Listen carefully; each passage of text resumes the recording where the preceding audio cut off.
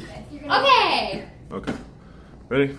1, 2, 3, 4, 5, 6, 7, 8, 9, 10. Unicorns have always been the glitz and glam of fashion, accessories, and toys. But this one-horned animal paired with glitter and color has found some new competition. This competition comes from a not-so-glitzy and majestic friend, but a fuzzy, odd-shaped competitor, the llama. Llamas have become all the rage in recent years, but do we really know the llama? History has shown the interesting but somewhat scary past of the llama. Although seen as uplifting and fun characters, their past for humans has not been quite as bright. To better understand the llama, we must first understand just what kind of mammal they are. Then we can discuss their history and explain the differences between the llama and their close cousin. So what are llamas? According to the National Geographic, a llama is a mammal. They're typically 47 inches, which is about the size of a 6-foot man. They're also about 250 pounds. They can weigh even more than that. Llamas are pack animals, which means that they can carry heavy loads. They're oftentimes used in pack trains to deliver goods. In the past, they were the main animal to carry any goods throughout the Andes. Llamas are also herbivores. They eat grass, and like cows, they regurgitate it. They then chew this cud, swallow it, and then further digest it. They eat many kinds of plants and need little water because they are from the camel family. This makes them able to live in mountainous regions. Now that we know the llama, we can explore a little bit of their history. 40 to 50 million years ago, the llama originated in the North American Great Plains. 3 million years ago, they migrated to South America via a land bridge that connected the two continents. Llamas were first domesticated by the Incas around 4500 BC.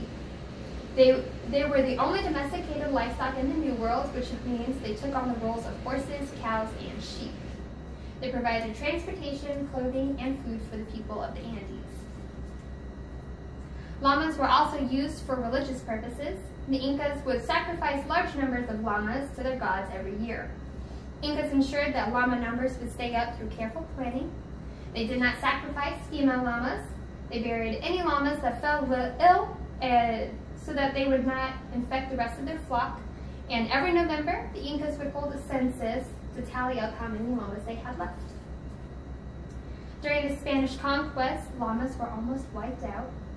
The Spanish conquest brought new diseases.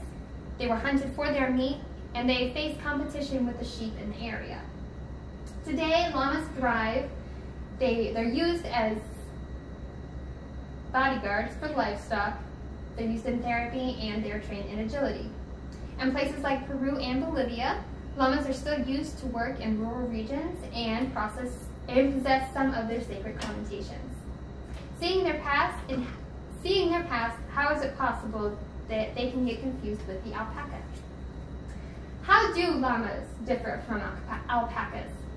They're both from the camel family, so they're very, very similar in many ways. Alpacas are relatively smaller than llamas. They're about 120 to 140 pounds, whereas the llama, as said before, are 250 pounds. Their faces are also very different. The alpaca has a very short face with short ears, as seen here. It's a little short face and short ears, while the llama has a very long face and long banana-like ears. The hair of an alpaca is much fluffier than that of the llama. This is often used for fleece. And then the llama, they can't really use it as much because it's not as fluffy, but it's a lot coarser. The personalities of llamas and alpacas actually differ quite a bit. Llamas are kind of known for spitting, kicking, lying down, and refusing to move, but that's only if they're treated poorly or they're given too much weight to carry. Alpacas, on the other hand, are a lot more timid and they like to stay with their herd, whereas llamas are friendly and like to be away and with people. So, exploring the history of the llama and their association with the people of the Great Andes, understanding what makes a llama, and identifying the differences between llamas and alpacas, we can understand why the llama is quickly taking the unicorn's place as the next best thing.